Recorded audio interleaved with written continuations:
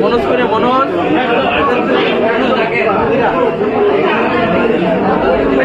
আমি আরেকটা শিখছো আমার একটু মালা ফটো আমি আরেকটা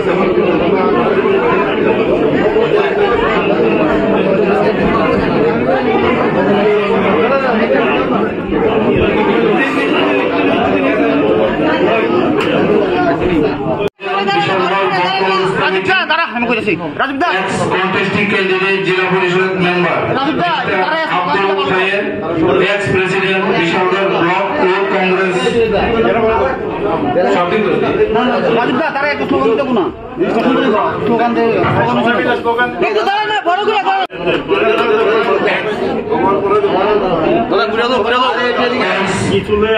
General Secretary Bishalgarh District Congress, ex-chairman Tripura Pradesh Congress Minority Department, TPCC Secretary, Mr. Ratan Chandra Das, ex-member, TPCC member, contesting candidate from Balarghat Assembly Constituency 2018.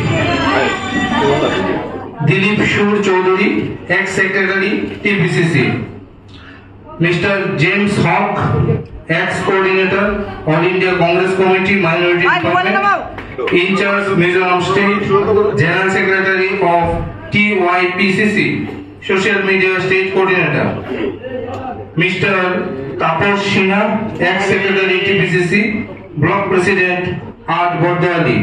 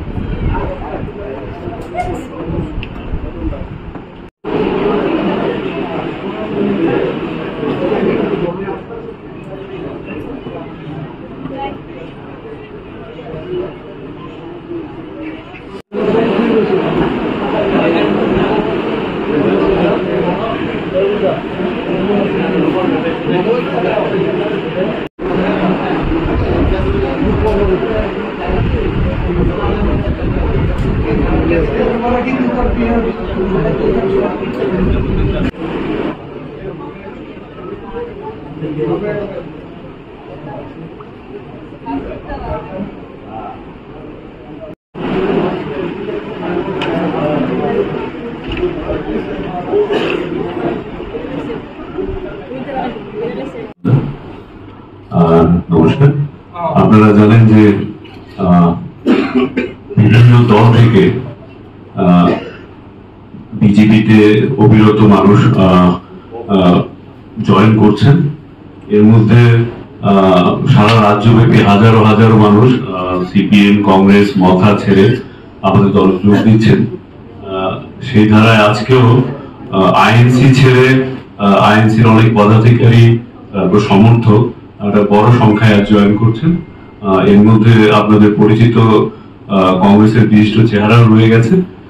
আজকের এই joining সভায় উপস্থিত আছেন আমাদের রাজ্য সভাপতি শ্রদ্ধেয় শ্রী রাজীব ভট্টাচার্য মহোদয়, উপস্থিত আছেন আমাদের সহসভাপতি তাপস ভট্টাচার্য মহোদয়, যুব মোর্চার রাজ্য সভাপতি তথা বিশালগড়ের বিধায়ক সুশান্ত দেব মহোদয়, উপস্থিত আছেন আমাদের অন্যতম সাধারণ সম্পাদক ভগবান দাস মহোদয়, উপস্থিত আছেন রাজ্যের অন্যতম সম্পাদক তাপস ভাই।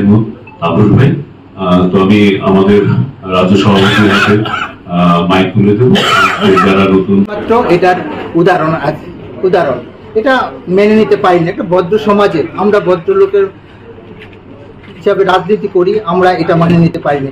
তারপর দেখছেন আপনার কংগ্রেসটা পার্টি অফিসটা, যেটা মানুষের একটা আস্তানা, যেটা মানে আশ্রয়স্থল পোস্ট অফিস সমিতিতে, এটা একদম নোংরায় পরিণত হয়েছে, নোংরামি চলছে এখানে। শুধু রাজনীতি নয়, শুধু ব্যবসা।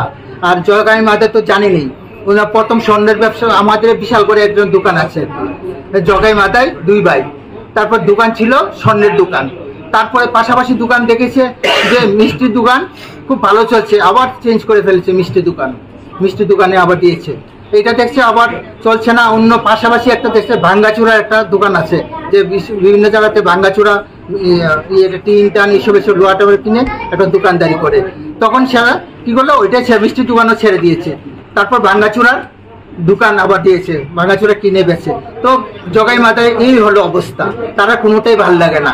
এবং সিপিএম এর সঙ্গে মিতালি, শুধু এই মিতালি আমি গত নির্বাচনও আমি মেনে নিতে পারিনি, এবং আমি সিপিএমকে সহযোগিতা করিনি এবং ভোটও দেইনি। আমি নোটাতে ভোট দিয়েছি, আমি বিজেপিকেও দেইনি। তাই বন্ধু, অনেক ব্যথা নিয়ে, দুঃখ নিয়ে এই দলটাকে ছাড়তে হয়েছে, এবং আজকে স্বস্তি পেয়েছি ভারতীয় জনতা পার্টিতে যোগদান করে। সবাইকে নমস্কার। ভারত মাতা কি জয়। ইন্ডিয়ান ন্যাশনাল কংগ্রেস সবকা সাথ না, সবকা সর্বনাশ। তাই আমরা চিন্তা ভাবনা করে যে মানুষকে আর ঢোকানো যাবে না। ত্রিপুরার মানুষ বিরোধিতা করতে করতে আমরা 25 বছর বাম আলোচনার বিরোধিতা করতে করতে আমরা একদম দেওয়াল পিঠ লেগে গেছি দেওয়ালে। তারপর আমরা আবার 5-6 বছর ধরে আমরা বিজেপির সাথেও লড়াই করতে হয়েছিল। তখন আমরা ত্রিপুরা রাজনীতির যে অবস্থা কংগ্রেসের, সেটাকে আমরা মেনে নিতে পারিনি। ব্যক্তিগত তরফ থেকে আমি মানতে পারিনি, কারণ আমরা গত নির্বাচনে দেখেছি যে এআইসিসি থেকে যারা এখানে আসে ইনচার্জ হিসাবে, তাদের অবস্থা। গত ইলেকশনে দেখেছি রাজধানী হোটেলে আমরা সব কংগ্রেসের আখড়া ছিল, সেখানে সব এআইসিসি অবজারভাররা আসতো, এবং সেখানে একদল মহিলাও থাকতো, এবং আমাদের একজন ইনচার্জও ছিল মহিলা। নমস্কার, আমার ব্যক্তিগত তরফ থেকে অভিনন্দন। বন্ধুগণ, ভাই বোন কংগ্রেস, ছাত্র রাজনীতি, যুব রাজনীতি এবং প্রদেশ রাজনীতি, এআইসিসি পর্যন্ত আমি কংগ্রেস অনেক কিছু দিয়েছিল আমাকে, কিন্তু গত বিধানসভা থেকেই রাজ্যে কংগ্রেসের যে অবস্থা দেখে আমি স্বচক্ষে দেখেছি গত ইলেকশনটা। তারপরে দায়িত্বে এসছে 2 জন, জগাই আর মাদায়। তারপর থেকে কংগ্রেসের যে অবস্থা ব্যবসা পরিণত হয়ে গেছে, তাই আমরা ভাই বোন কংগ্রেস সেটাকে মেনে নিতে পারিনি। তাই আমরা সিদ্ধান্ত নিয়েছি যে যেহেতু জাতীয় কংগ্রেস করেছি, এখন জাতীয় দলেই আবার যাব। এই জন্য আমরা ভারতীয় জনতা পার্টিতে আদর্শিত হয়ে আমরা আজকে জয়েন করেছি। আমরা দেখেছি ইন্ডিয়ান ন্যাশনাল কংগ্রেস এবং ভারতীয় জনতা পার্টির যে আইডিওলজি, দুটার মধ্যে অনেক ডিফারেন্ট আছে। ভারতীয় জনতা পার্টি যে আইডিওলজি সবকা সাথ সবকা বিকাশ সবকা বিশ্বাস। যেহেতু দুইবার এই বিধানসভা কেন্দ্রের প্রতিদ্বন্দ্বিতা করার সুযোগ দল আমাকে দিয়েছিল, প্রতিদিন মানুষের খবর আমি রাখতাম, মানুষ আমার খবর রাখত। আমি আমার সাধ্য অনুযায়ী আমার সঞ্চিত অর্থের উপার্জন দিয়ে আমি এলাকায় বিভিন্ন সময় বিভিন্ন অনুষ্ঠানে মানুষের পাশে থাকার চেষ্টা আমি করেছিলাম। শারদীয় ছবি বলুন, যে কোনো অনুষ্ঠানে বলুন, অনেক অভিভাবক আমার আছেন, বিশেষ করে দিলীপ সর্দার আছেন। তখন দেবদার আমাকে প্রায় সময় বলতেন, দেখলাম এই কংগ্রেস করে মানুষের সেবা করা যাবে না। সিদ্ধান্ত নিয়েছি, দেশে বিজেপি সরকার চলছে, রাজ্যে বিজেপি সরকার চলছে, যশোজ প্রধানমন্ত্রী নরেন্দ্র মোদীজির সবকা সাথ সবকা বিকাশে আমিও একজন ক্ষুদ্র মানুষ হিসাবে এটার সঙ্গে সামিল হতে চাই। তাই সকলকে এই প্রেস মিটের মাধ্যমে উপস্থিত যোগদানের মাধ্যমে সমস্ত অংশের অভিভাবক অভিভাবকদের কাছে, গুরুজনদের কাছে, ছাত্র যুবকদের কাছে আমি আমার যে নতুন পথ চলা আমি আপনাদের কাছে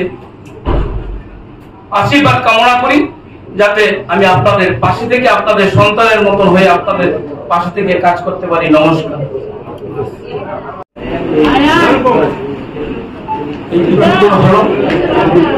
আমি ভারতের জনতা পার্টির একজন ক্ষুদ্র সদস্য হিসাবে আমাকে প্রতিনিধিত্বরা গ্রহণ করলেন, আমি তার সাদরে গ্রহণ করলাম। আজকে একজন ক্ষুদ্র সামান্য একজন বিজেপি কর্মী হিসাবে সমস্ত সাংবাদিক বন্ধুদের আমার পক্ষ থেকে অসংখ্য ধন্যবাদ, অভিনন্দন জ্ঞাপন করছি। বিশেষ করে আমি শুরুতেই বলবো, এখানে উপস্থিত আছেন তপন দেব, কর্মচারী সংগঠনের সঙ্গে দীর্ঘদিন সঙ্গে জড়িত, আমার বাধারঘাট বিধানসভা কেন্দ্রে প্রতিনিয়তই তারা আমাকে অনুপ্রেরণা করত, তুমি দলে থেকে মানুষের কাজ করতে পারবে না। সত্যি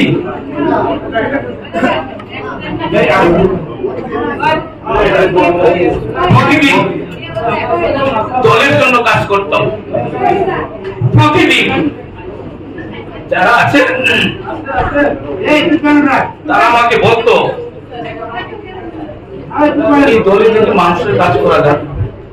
বিশেষ করে এই 23 বিধানসভা নির্বাচনে একটানা ভারতের মার্ক্সবাদী কমিউনিস্ট পার্টি যে সরকারটা বাধারঘাট রাজ্যে ছিল, তখনও এই বাধারঘাট বিধানসভা কেন্দ্রটা কংগ্রেসের দখলই ছিল।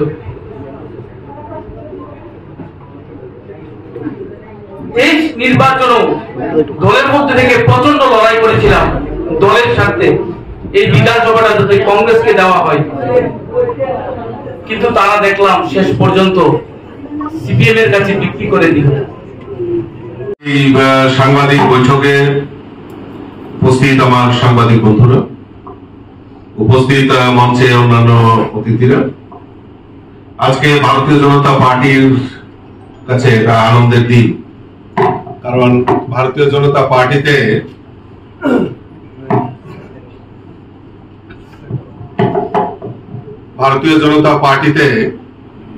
আজকে যারা দীর্ঘদিন ধরে প্রদেশ কংগ্রেসের নেতৃত্ব দিয়ে এসেছিল, আজকে তাদের মধ্যে অধিকাংশ লোক আজকে ভারতীয় জনতা পার্টিতে যোগদান করছে। তাদের মধ্যে অন্যতম আমাদের অ্যাডভোকেট জয়দুল হোসেন, যিনি এক্স চেয়ারম্যান ত্রিপুরা প্রদেশ কংগ্রেস মাইনরিটি ডিপার্টমেন্টের, উনি আজকে আমাদের পার্টিতে যোগদান করছেন। Mister Gautam Das, member AICC, উনিও আজকে আমাদের ভারতীয় জনতা পার্টিতে যোগদান করছেন। জেমস হক, যিনি x coordinator all India Congress committee minority department, উনি মিজোরামেরও সংগঠনের হিসাবে দায়িত্ব ছিলেন। আজকে তপন সিং থেকে শুরু করে আজকে কংগ্রেসের বৃহৎ অংশের একটা গ্রুপ বড় জয়েনিং আজকে ভারতীয় জনতা পার্টিতে যোগদান করছে। টোটাল 177 ভোটার, প্রায় 177 ফ্যামিলি, প্রায় 600 ভোটার আজকে ভারতীয় জনতা পার্টিতে যোগদান করছেন। তার মধ্যে বাদারঘাট, চরিলাম, বিশালগড় এবং রামনগরের অধিকাংশ কংগ্রেস কর্মীরা, সমর্থক এবং লিডাররা আজকে আমাদের ভারতীয় জনতা পার্টিতে যোগদান করছেন। আমি তাদেরকে স্বাগত জানাচ্ছি, অভিনন্দন জানাচ্ছি, শুভেচ্ছা জানাচ্ছি এবং তাদেরকে আগামী দিন সবাই মিলে আমাদের রাজ্যের মাননীয় মুখ্যমন্ত্রী যে সংকল্প করেছেন যে এক ত্রিপুরা শ্রেষ্ঠ ত্রিপুরা, এই এক ত্রিপুরা শ্রেষ্ঠ ত্রিপুরা করার লক্ষ্যে আমরা সবাই মিলিতভাবে কাজ করব। আমাদের যে সংকল্প যে 2024-এর যে লোকসভা নির্বাচন, আর কিছুদিনের মধ্যেই এই নির্বাচনের নির্ঘণ্ট ঘোষণা করা হবে। আর আমরা চাই আবারও দেশের যশস্বী প্রধানমন্ত্রীকে আবারও দেশের প্রধানমন্ত্রী হিসাবে দেখতে চাই এবং এই ত্রিপুরা রাজ্যে 2টি লোকসভা আসন রয়েছে, সেখান থেকে আমরা পদ্ম ফুল ফুটিয়ে আমরা মোদিজির হাতকে শক্তিশালী করব, সেই সংকল্প আমরা নিয়েছি ভারতীয় জনতা পার্টি। তারই লক্ষ্য হিসাবে আজকে দিকে দিকে বিভিন্ন দল থেকে, কংগ্রেস, সিপিএম এবং অন্যান্য আঞ্চলিক দল থেকে ভারতীয় জনতা পার্টিতে যোগদান করছেন, ভারতীয় জনতা পার্টিকে সমর্থন করছেন। আর লক্ষ্য একটাই যে ত্রিপুরা রাজ্যে এই কংগ্রেস এবং সিপিএম এর যে নাটক দীর্ঘদিন ধরে যারা কংগ্রেস করে আসছিল, আজকে কংগ্রেস করার সুবাদে 25 বছর এই রাজ্যের বুকে বামপন্থীরা শাসন ব্যবস্থা ছিল। আর আমরা যদি দেখি এই যারা বিরোধী দল করত, বাম বিরোধী আন্দোলন করত, বাম বিরোধী ছিল, তাদেরকে কিভাবে নৃশংসভাবে কাউকে হত্যা করা থেকে শুরু করে এবং বিভিন্ন সময়ে বিভিন্ন মামলা মোকদ্দমায় জড়িয়ে এই কংগ্রেসীদের উপর অত্যাচার, নির্বিচারে অত্যাচার করা হয়েছে। আমরা ভুলে যাইনি ত্রিপুরা রাজ্যের মানুষ, প্রাক্তন বিধায়ক মধুসূদন সাহাকে ওনার বাড়ির সামনে নৃশংসভাবে হত্যা করা হয়েছিল। এমন বহু কংগ্রেসী নেতৃত্ব রয়েছে, তাদেরকে নৃশংসভাবে সিপিএম এর সময় হত্যা করা হয়েছে। আজকে সেই তাদের আত্মা জিজ্ঞেস করতে চায় সেই কমিউনিস্ট এবং কংগ্রেসীদের কাছে যে কাদের স্বার্থে 2023-এর বিধানসভা নির্বাচনে, কাদের স্বার্থে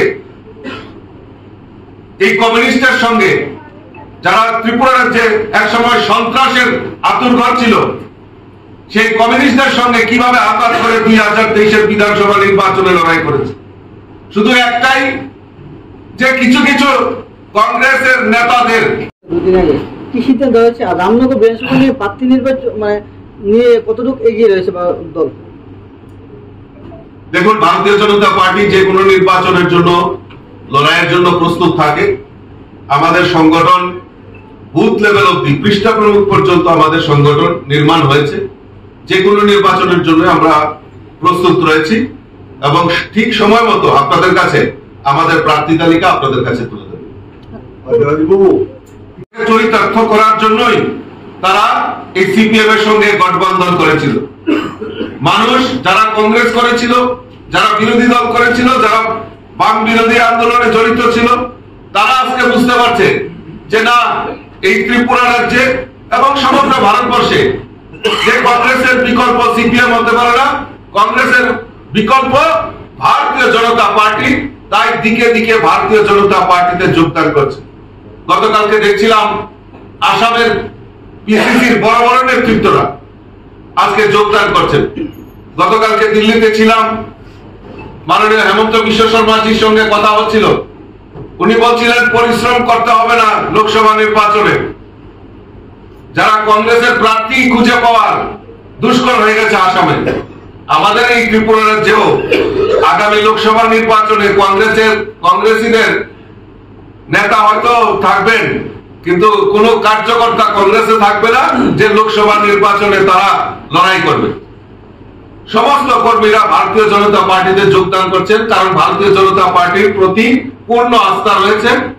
এবং তৎসঙ্গে এই ত্রিপুরা রাজ্যে আমাদের মাননীয় মুখ্যমন্ত্রীর নেতৃত্বে সরকার, এই ডাবল ইঞ্জিনের সরকার, গরিব মেহনতি মানুষই হোক, রাজ্যের শ্রমজীবী হোক, রাজ্যের কৃষক হোক, সমস্ত অংশের মানুষের জন্য যেভাবে কাজ করছে ডাবল ইঞ্জিনের সরকার, তাতে মানুষ আত্মবিশ্বাস তৈরি হয়েছে যে না, বিজেপি এই ত্রিপুরা রাজ্যের উন্নতি করতে পারে। তাই দিকে দিকে ভারতীয় জনতা পার্টিতে যোগদান করছেন। আমি আবারও আপনাদের মাধ্যমে যারা আজকে ভারতীয় জনতা পার্টিতে যোগদান করছেন তাদেরকে আমি স্বাগত জানাচ্ছি। এবং আগামী দিন যারা আরো অনেক নেতৃত্ব আমার সঙ্গে ব্যক্তিগতভাবে যোগাযোগ মেনটেন করে চলছেন, ওনারাও সময় মতো যোগদান করবেন। কিছুদিনের মধ্যে তার ম্যাজিক আপনারা দেখতে পারবেন।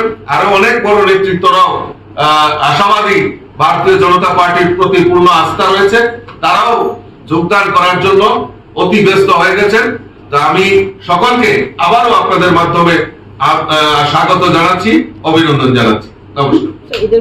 নির্বাচন কমিশন বলতে পারেন, তবে মোস্ট অফ কিছুদিনের মধ্যেই আপনারা দেখতে পাবেন। ঠিক আছে, ভালো কথা। আমার একটা বক্তব্য ছিল, আরো বেশ কয়েকবার আপনারা তুলে ধরেছিলাম, নির্বাচনে গিয়ে এসছে, দিয়ে কমে দেবেন সরকার এই রাজ্যের কর্মচারীদেরকে। দেখুন, আমি প্রথমেই বলেছি আমাদের এই ডাবল ইঞ্জিনের সরকার সমাজের প্রত্যেকটা অংশের মানুষের জন্য কাজ করছে, চাহে গরিব হোক, শ্রমিক হোক, আমাদের কৃষক হোক, রাজ্যের সরকারি কর্মচারী হোক, সমস্ত অংশের মানুষের জন্য সরকার কিছু না কিছু চিন্তা ভাবনা করছে। গত কিছুদিন আগে আপনারা দেখেছেন যে আয়ুষ্মান কার্ড, আমাদের দেশের যশস্বী প্রধানমন্ত্রী নরেন্দ্র মোদীজি আয়ুষ্মান কার্ডের মাধ্যমে গরিবদের 5 লক্ষ টাকা তাদের চিকিৎসার দায়ভার কাঁধে তুলে দিয়েছিল আমাদের দেশের প্রধানমন্ত্রী নরেন্দ্র মোদীজি। অত্যন্ত পরিতাপের বিষয়, ত্রিপুরা রাজ্যে অনেকেই তার থেকে বঞ্চিত হয়েছে, কারণ 2011-তে সেন্সাস হয়েছিল, আর সেই সময় কমিউনিস্টের সরকার ছিল। কমিউনিস্টের সরকার ওই এলসিএম, ডিসিএম, সিসিএম নেতাদের মধ্যে সীমিত রেখেছিল। তার কাজেই আমাদের রাজ্যের মাননীয় মুখ্যমন্ত্রী সেটা অনুভব করতে পেরে উনি মুখ্যমন্ত্রী জন আরোগ্য যোজনা চালু করেছেন, যে 5 লক্ষ টাকা পর্যন্ত চিকিৎসার দায়ভার গরিবদের, গরিব না শুধু মধ্যবিত্ত সরকারি কর্মচারী প্রত্যেকে তার সুবিধা নিতে পারে। এখন আপনার যে প্রশ্ন ডিএর কথা আপনি বলছিলেন, নিশ্চয়ই সরকার সহানুভূতিশীল এবং এই সরকারি কর্মচারীদের আজকে সবচেয়ে বড় জিনিস যেটা, এই ত্রিপুরা রাজ্যের সরকারি কর্মচারীদেরকে চাঁদা দিতে হবে, বদলির ভয় নেই, তারা স্বাধীনভাবে কাজ করতে পারছে। আর গত 18-তে যে সরকার ছিল, 23-এর আগে আপনারা দেখেছেন 20% ডিএ, এটা ত্রিপুরা রাজ্যের ইতিহাসে কোনোদিনও হয়নি। নিশ্চয়ই সরকার তার সহানুভূতি রয়েছে সরকারি কর্মচারীদের, নিশ্চয়ই সংসার কোনো না কোনো রেজাল্ট পাবে। আরো বকেয়া রয়েছে 26%। আপনি বলছেন যে আপনার কথাই বলছেন যে ইলেকশন কিছুদিনের মধ্যে ঘোষণা হবে, ইলেকশন ঘোষণা হবে দিয়ে প্রশ্ন উঠতে পারে না।